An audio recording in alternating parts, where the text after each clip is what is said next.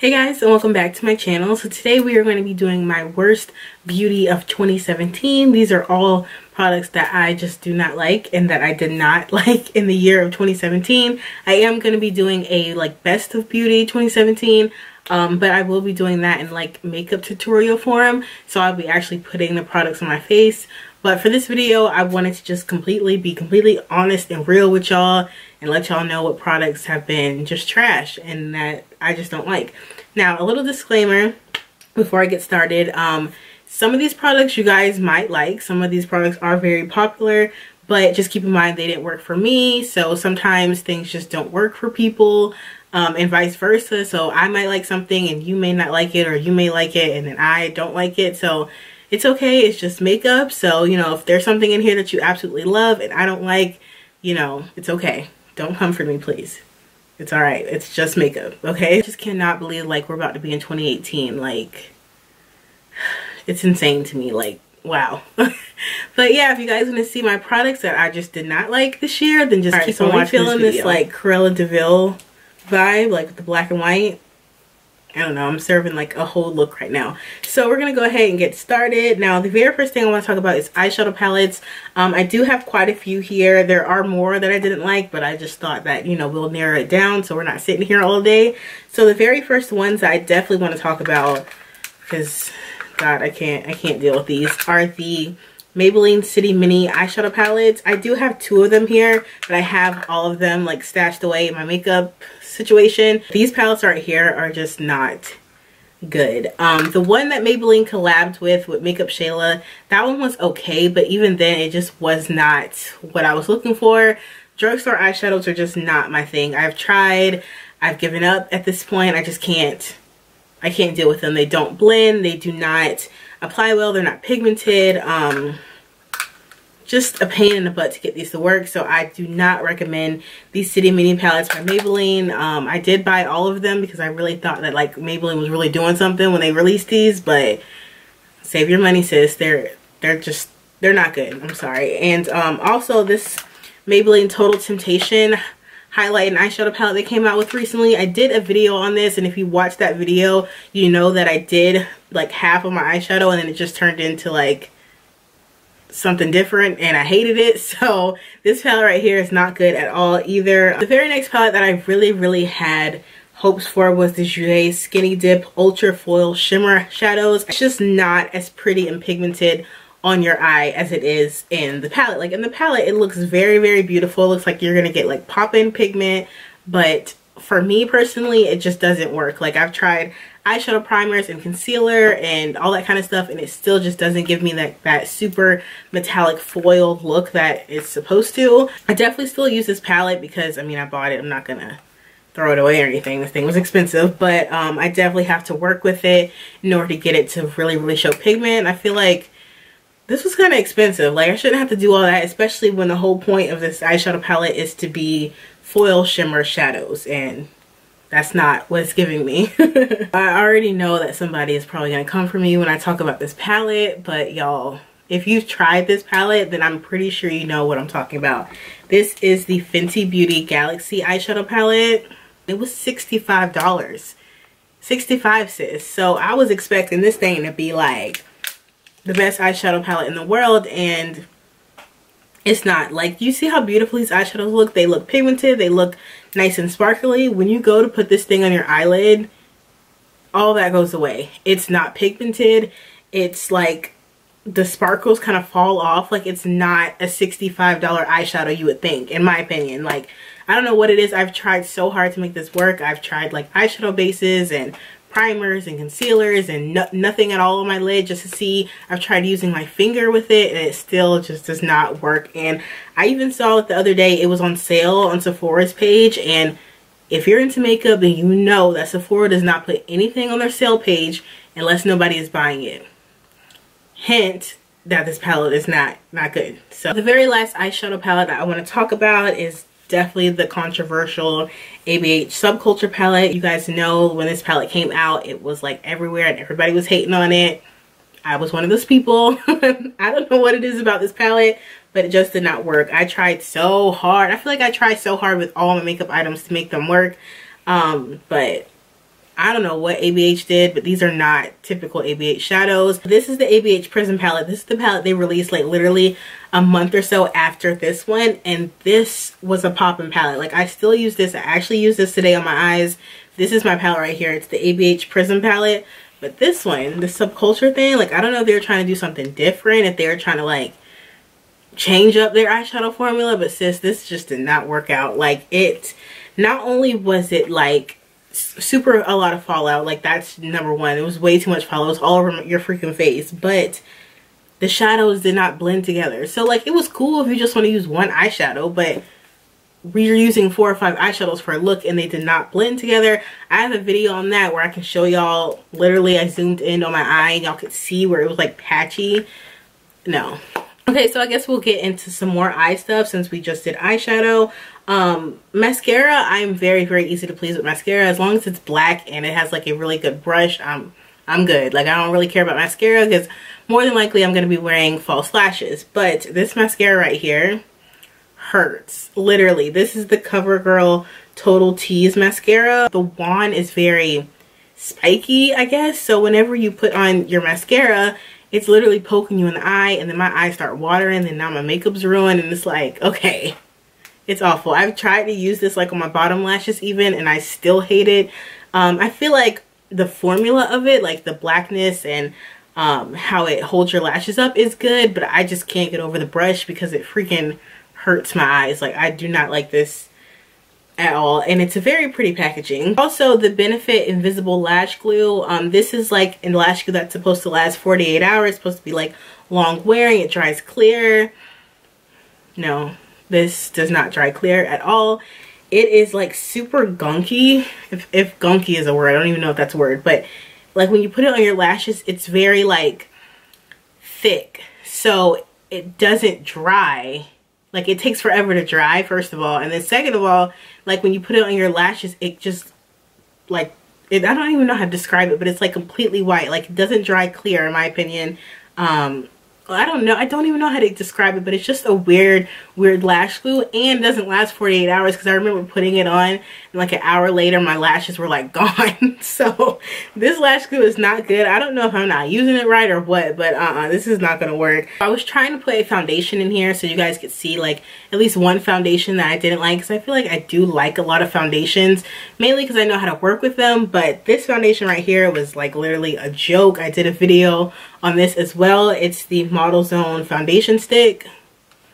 At this point, I'm just kind of done with Model Zone. I feel like everything that I tried from there is just kind of like,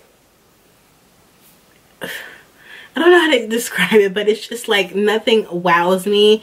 It's okay. Also, I went on their Instagram and I've been in store and I don't really see a good representation of people of color, so that is kind of like annoying. So at this point, I'm just kind of over Model Zone because everything I try there is just not great. Like, it's okay, but it's not great. So I'm just like, why keep wasting my money? These foundation sticks are very weird. You apply them on your face and then 5 minutes later the foundation is gone.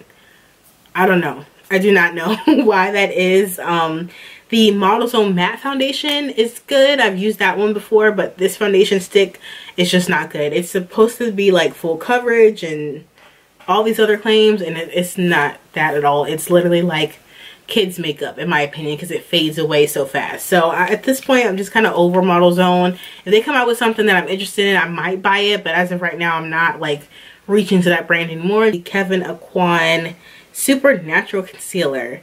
I wanted to like this so bad. I really did because I love Kevyn Aucoin. Like, I just feel like he is a freaking legend in this industry. But this concealer just did not work for me. First of all, it is really, really matte and it dries very fast, which I don't understand because it says it's a natural concealer, so I feel like it would give off a natural finish, but no, this is very, very matte. This concealer right here does nothing but dries me out, and I absolutely cannot deal with it. The Kevyn Aucoin concealer that comes in like little pot, I have it somewhere over here, but it comes in a little pot, like the Skin Enhancer concealer. That is really good for people with like very dry under eyes. But ooh, wait. Okay. But this concealer though is just makes me look very old, and I don't like that at all. The setting powder that I did not like this year is definitely the Tarte filtered light setting powder, and I think a lot of people would agree with me on this because this thing is weird. This powder is super, oh man, okay. This powder is super pigmented, and it has like a weird, not even yellow, like a beige undertone. So when you apply it under your eyes, it just does the opposite. It makes you look darker. I don't understand it. I've tried to like manipulate it. I've tried to apply it a lot. I've tried to apply it less, and it still makes my under eyes look like I have bags under there. I don't know why it does that. It gives off a very strong flashback. I don't know why. I just feel like this was a complete fail for Tarte. I don't understand it. I'm sure you all knew this was coming. It's definitely going to be the KKW Beauty Contour Kit. Okay, listen. I love Kim Kardashian. Honestly, I don't think anybody loves Kim Kardashian more than I do. So anything she puts out, I for sure support because I just love the girl. Like, you can't be mad at somebody that literally, like, is famous because she's Kim Kardashian. Like, that's it. There's no talent there. There's nothing like that. She's Kim Kardashian, therefore she's famous. You know what I mean? I don't know. It makes sense in my head. But anyways, this contour kit was a complete fail. Again, I have a video on it going in depth and using it on my face. But this is the darkest one, and I don't understand who she was trying to contour and highlight with. These shades are just off. Like, she missed it. Oh my gosh, she missed it. This one over here is way too warm, and this one over here is like a purpley gray color, and then the highlights are just way too dark, and it's just not, I don't like this. And I'm just kind of waiting for her to put something out that is amazing. I have yet to see anything that she puts out that is amazing, and I feel like you're the highlight and contour queen, sis. Like, where's the good stuff? I guess we'll stay on the KKW Beauty train. And I want to talk about these because I did like a Snapchat picture when I bought the full set of the ultralight beams from Kim Kardashian, and I was like, review coming soon. Hey, stay tuned. We're gonna try them out. And then I never did the video. So a lot of people were like, where's the video? Dami wanted to see your opinion on the Kim Kardashian things, and y'all, things is awful. Like, I'm sorry. I had such high hopes for this. I'm like, it's a freaking loose highlighter. They're lip glosses. I feel like this is so hard. Like, this is gonna be amazing. No, she completely missed it. Like, first of all, these glosses on Instagram and her swatches, they look hella pigmented. No, they're not. These are nice glosses. Like, they're cute. Like, they add a little bit of oomph to your look, and they have like a little bit of glitter in them, and okay, they're cute.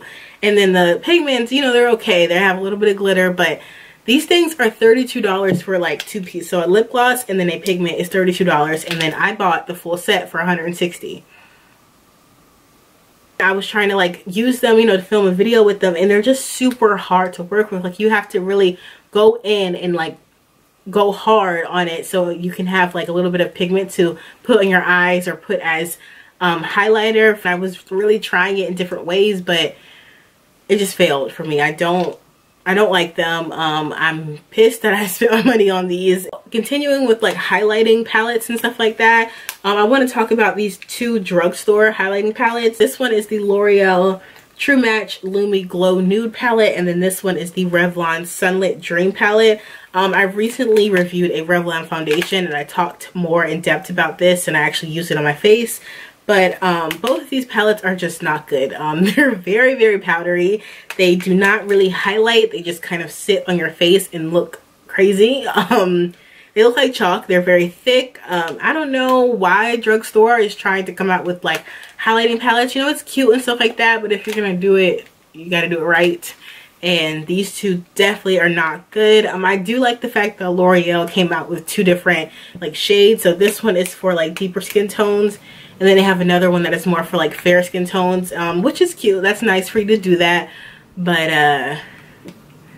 they're just, I don't like them. They're only $11.99, so if you want to try them, you know, definitely be my guest. But personally, I just feel like they don't look good on the skin. Another highlighter that I did not like was the Lancôme Dual Finish Highlighter. Oh my god, this thing was expensive too. I probably need to just take it back. I don't know why I hold on to makeup even though I don't like it. But this, I want to say it was like $40 or $38.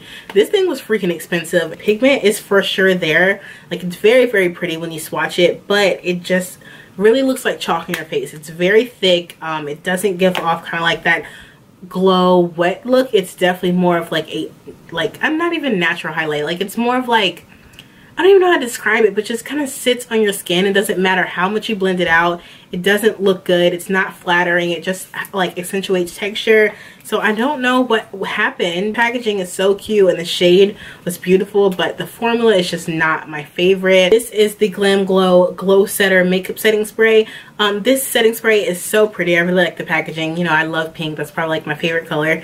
But this is supposed to give like a glow to your face, like a kind of illumination to make sure your skin doesn't like dry out. I have really dry skin, so I do like more illuminating setting sprays. My favorite right now is the Makeup Revolution Pro Fix illuminating setting spray. Oh my god. See, I've been talking way too long, but my favorite is definitely that one by Makeup Revolution.